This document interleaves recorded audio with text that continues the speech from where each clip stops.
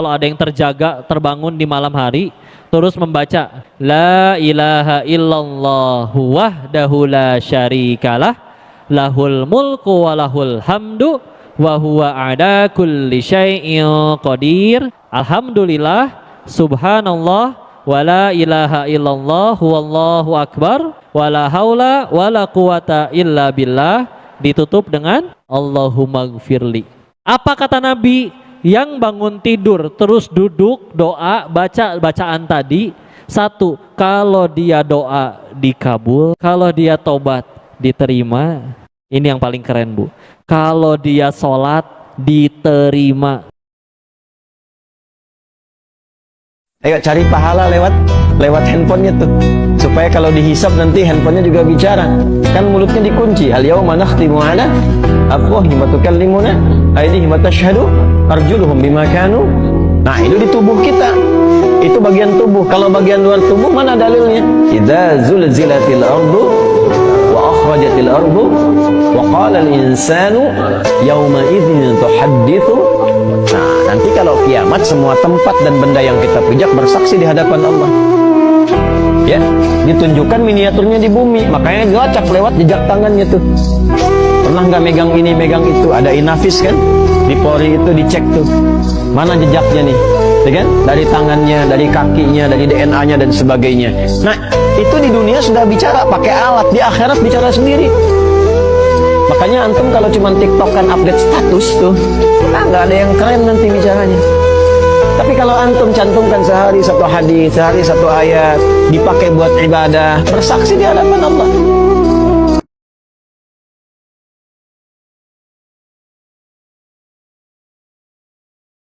Dulu tahun 60-an, Betawi nih sebelum listrik masuk desa, asal sore habis maghrib kita jalan masuk kampung, berasa banyak Islam tuh.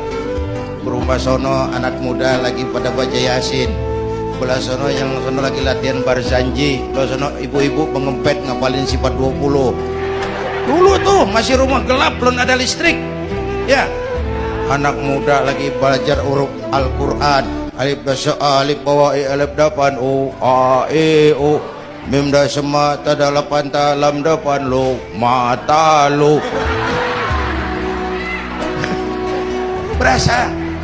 Nah, begitu masuk listrik, rumah pada terang, terjadi pergeseran nilai. Apa yang kita lihat? Televisi main gede-gedean. Ya, ya, ngaku lu ngaku. Suara Al-Quran sepi. Jangankan yang baca barzanji, yang apal sifat 20, yang baca Quran pun. Demi Allah saya katakan, kalau ada yang melihat status Anda tentang sholat, teringat dia sholat, kemudian sholat, Anda mendapatkan pahala yang sama tanpa dikurangi sedikit pun. Ya, itu sahih. Dari Nabi SAW, hadis Muslim, nomor hadis 1893. Ya, Nabi menyampaikan, man dalla ala khairin, siapapun yang menunjukkan pada kebaikan, falahu ajruhu mithla ajri fa'ilihi min ghairi an yanqusa min ajri syai'. Dia akan dapat pahala yang sama dengan yang mengerjakan tanpa dikurangi sedikit pun. Jadi kalau teman-teman menuliskan waktu zuhur di sekitaran Jakarta jam sekian, 10 orang lihat status Anda, ingat sholat, kemudian sholat, itu Anda mendapatkan pahala dari 10 orang itu tanpa dikurangi sedikit pun. Jadi kalau bisa menulis yang baik, kenapa menulis yang jelek-jelek gitu kan? Ya nulis tentang orang lain, nulis tentang rumah tetangga, nulis tentang mobil macet, nggak ada faedahnya, ngapain? Nggak ada kerjaan gitu kan? Atau nulis sesuatu yang tidak ada manfaatnya. Ya. Ceklik, sedang ta'lim, ngapain? Nggak ada manfaatnya gitu kan? Mendingan Anda bikin yang bagus-bagus ya. Semua orang pasti pernah punya masa lalu yang kelam. Tapi orang hebat itu yang bisa merubah yang kelam menjadi lebih baik di masa datang. Karena itu orang hebat disebutkan dalam Al-Quran, orang yang ketika dia merasa salah, dia berubah menjadi saleh. Karena itulah Nabi memberikan isyarat, Allah sangat mencintai pelaku maksiat yang tulus bertobat dibandingkan orang soleh yang tidak pernah merasa salah.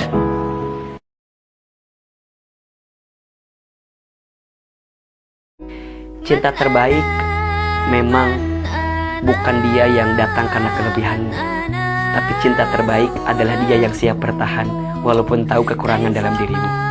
Orang yang tidak bisa bertahan dengan apa yang kita hadirkan, berarti dia bukan cinta yang terbaik untuk kita. Kadang kita nggak butuh cinta yang sempurna, karena cinta itu sudah sempurna dengan maknanya sendiri. Kita harus lebih menyempurnakan apa yang ada di ikhtiar kita. Karena percayalah, ikhtiar kita adalah amal soleh kita. Ikhtiar kita adalah usaha terbaik yang kita hadirkan untuk mendapatkan kerinduan Allah Subhanahu wa Ta'ala.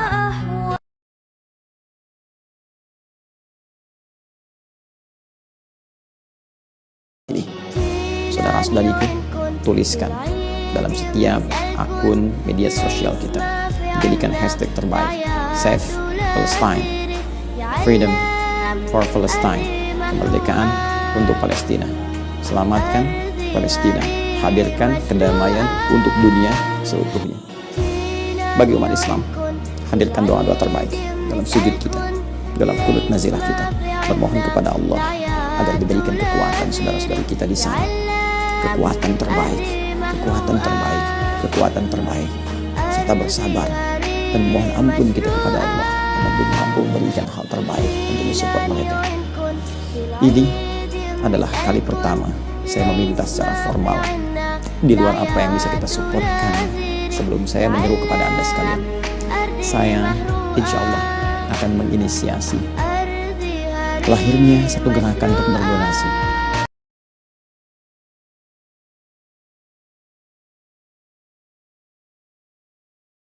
Aku tidak tahu doaku diterima atau tidak, kata Sayyidina Umar bin Khattab, tapi aku terus berdoa. Kenapa?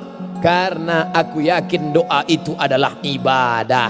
Dengan berdoa kita tidak akan menjadi orang sombong. Kalau berhasil, kita tidak akan bangga karena ada campur tangan Tuhan di dalamnya. Kalau kita gagal, kita tidak akan stres, depresi, stroke, mati.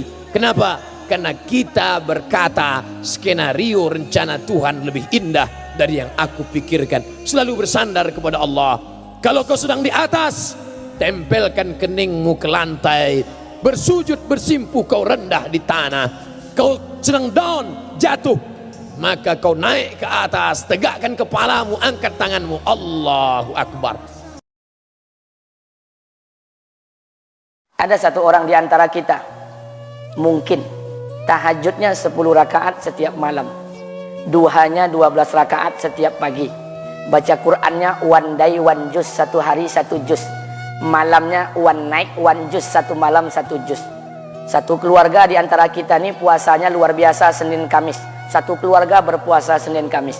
Tak cukup puasa Senin Kamis, dia puasa Nabi Daud. Sehari puasa, sehari tidak, sehari puasa, sehari tidak. Tak cukup dia puasa Nabi Daud, dia puasa-puasa sunnah lainnya. Istrinya nutup aurat dengan sempurna, pakai nikob, pakai cadar, pakai purda, pakai manset, pakai kos kaki. Suaminya 5 waktu ke masjid tak tertinggal takbiratul ula. Anak-anaknya di pondok pesantren hafiz dan hafizah. Tiap pagi berinfak, tak pernah menggunjing orang. Quran terjaga, aurat terjaga, tahajud terjaga, 5 waktu terjaga, duha terjaga, Quran terjaga, puasa terjaga. Sempurna satu keluarga nih, amalnya. Tapi sudah 8 tahun dia tak tengok ayah ibunya. Sudah bertahun-tahun dia tak nyapa kedua orang tuanya. Sudah bertahun-tahun dia tak berhubungan baik dengan ayah ibunya. Sudah berminggu-minggu dia berkelahi dengan ayah ibunya. Sudah berhari-hari dia bermusuhan dengan kedua orang tuanya. Maka anak seperti ini, seluruh amal yang mereka kerjakan tertolak di sisi Allah Subhanahu wa Ta'ala, tidak akan diterima Allah. Sebaliknya, kalau ada di antara kita hari ini yang pandai melayani ayah ibunya, tidak ada uang, ayah ibu dia kasih uang. Tak ada rumah, ayah ibu dia buatkan rumah. Sakit ayah ibu dia bawa ke rumah sakit. Dirawat ayah ibunya dia jaga. Kotoran ayah ibunya dia bersihkan pakai tangannya sendiri. Ada di antara kita hari ini yang membersihkan kotoran ayah ibunya lebih dia nikmati daripada makanan yang ia sukai. Begitu luar biasanya dia melayani ayah ibunya. Tapi dia tinggalkan sholat, dia injak-injak perintah Allah, dia tinggalkan perintah Allah dengan mutlak. Maka kebaikan satu orang anak ini kepada ayah ibunya seluruhnya tidak diterima Allah Subhanahu wa Ta'ala. Atau jangan-jangan inilah yang menjadi penyebab amal kita tak diterima Allah. Atau jangan-jangan inilah yang menjadi penyebab amal kita tertolak di sisi Allah. Kita sholat juga, kita sujud juga, kita puasa juga, kita ngaji juga, kita dengarkan ceramah juga. Maka oleh karena itu, Pak, Bu, ayah kita tuh tinggal di kampung, ayah ibu tinggal di kampung sana. Terkadang ayah ibu kita tak sekolah, SD, SMP, SMA tak tamat. Dia sekolahkan kita SD, SMP, SMA, S1, S2, S3 dengan harapan hidup kita lebih baik daripada keadaan dia sekarang. Tapi apa yang membuat kita jarang untuk menjenguk mereka? Saya ingin sampaikan buat kita bersama, ayah ibu kita tak tahu kita ni eselon 1, eselon 2 Pak. Ayah ibu kita tak tahu pangkat PNS kita 3A, 3B, 3C, 3D, 4A, 4B, 4C, 4D. Ayah ibu kita tak tahu kita ni public figure. Ayah ibu kita tak tahu dan tak mau tahu. Yang dia tahu kita ni anaknya. Ayah ibu kita tak tahu kita punya sawit berapa. Ayah ibu kita tak butuh mobil kita. Dia tak butuh rumah kita. Tapi yang dia butuhkan kita. Apa yang membuat kita jarang untuk menjenguk mereka? Tahun 2016 di Masjid Damai Langgeng, saya diundang ceramah di sana. Habis pulang ceramah, saya baca WA SMS. Ada seorang ustadz Pekanbaru kirimkan WA dengan saya. Saya baca 2 kali, air mata saya menetes. Kenapa? Karena WA itu berisi cerita satu orang ibu sedang menelpon anaknya. Ibunya nelpon anaknya. Assalamualaikum nak. Waalaikumsalam kata anaknya. Kata ibunya, nak, sudah 1 bulan kau tak tengok ibu. Apa yang membuat engkau berhalangan nak? Apakah kau sibuk dengan pekerjaanmu? Minggu yang kedua ibunya telepon lagi. Assalamualaikum nak. Kata anaknya, waalaikumsalam. Kata ibunya, nak, ibu dapat kabar apa engkau baru beli mobil baru. Apa betul nak? Kata anaknya, betul bu. Kata ibunya, alhamdulillah nak, ibu bangga kau pandai menyenangkan hati anak istrimu. Minggu yang ketiga ibunya telepon lagi. Assalamualaikum nak. Kata anaknya, waalaikumsalam. Kata ibunya, nak, ibu dapat kabar bahwa engkau baru beli rumah baru. Apa betul nak? Kata anaknya, betul bu. Kata ibunya, alhamdulillah nak, ibu senang kau bertanggung jawab dengan anak istrimu. Minggu yang keempat ibunya telepon lagi. Assalamualaikum nak. Waalaikumsalam. Kata ibunya, nak, tadi ibu pergi ke pasar, ibu jumpa temanmu di pasar. Kata temanmu di pasar, temanmu banyak bercerita tentang kamu. Kata temanmu tadi, kamu baru beli anak anjing seharga 40 juta dari negeri Belanda. Apa betul nak? Kata anaknya, betul. Kata ibunya, nak, dengarkan pesan ibu untuk terakhir kalinya. Apa pesan ibunya? Wahai anakku, engkau pelihara 1 ekor anjing. Kau siapkan harga anjing 40 juta. Kau siapkan rumah untuk anjingmu depan rumahmu. Kau jaga anjingmu pagi, siang, dan sore. Kau mandikan anjingmu pagi, siang, dan sore. Kau kasih makan anjingmu pagi, siang, dan sore. Demi Allah nak, dengarkan pesan ibu untuk terakhir kalinya. Apa kata ibunya? Demi Allah nak, demi Allah, kalau seandainya Allah menciptakan ibu, kalau seandainya Allah menciptakan ibu untuk yang kedua kali di muka bumi ini nak, demi Allah, ibu tak ingin terlahir sebagai manusia. Ibu ingin lahir sebagai seekor anjing, biar berada depan rumahmu dan melihat wajahmu setiap hari. Ibu kita tak butuh harta kita, Pak. Dia tak butuh uang kita, dia butuh kita. Apa yang membuat kita jarang untuk menjenguk mereka? Pantas hidup kita tidak berkah. Pantas rumah tangga kita tidak sakinah. Karena hubungan dengan ayah ibu kita rusak selama ini. Masih ada kesempatan, masih. Yang jauh telepon, yang dekat kunjungi mereka. Demi Allah, kita butuh keberkahan doa mereka. Yang sudah meninggal, ziarahi kuburnya dan doakan mereka. Imam As-Syafi'i berkata, apa kata Imam As-Syafi'i? Manusia zalim, manusia bodoh, kalian tak tahu apabila ayah dan ibu kalian mengangkat tangan di malam hari, dia berdoa kepada Allah untuk anaknya. Doanya cuma sekali, malamnya cuma sekali, hanya sekali saja doanya. Apa kata Imam Syafi'i? Sekali doa ayah dan ibu kalian sudah cukup bagi Allah untuk menjadikan kalian anaknya berkah dunia akhirat. Hari ini berapa banyak doa ayah dan ibu kita, tapi tidak ada keberkahan buat anak mereka. Kenapa? Hati mereka tersakiti. Maka pulang, Pak, cari mak bapak kita. Kita punya rumah hari ini, Bu, kita punya rumah, punya harta, punya uang, punya pekerjaan, punya kekayaan, punya sawit. Kita jadi orang hari ini jadi pegawai bukan kena sarjana kita, Pak. Kita jadi orang hari ini bukan kena otak kita. Kita jadi orang hari ini bukan kena kepintaran kita.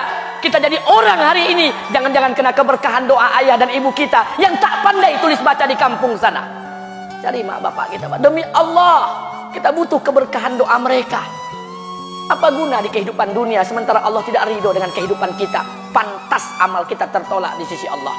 Maka pulang ke rumah, cari mak dan bapak kita yang masih hidup, duduk bersama mereka.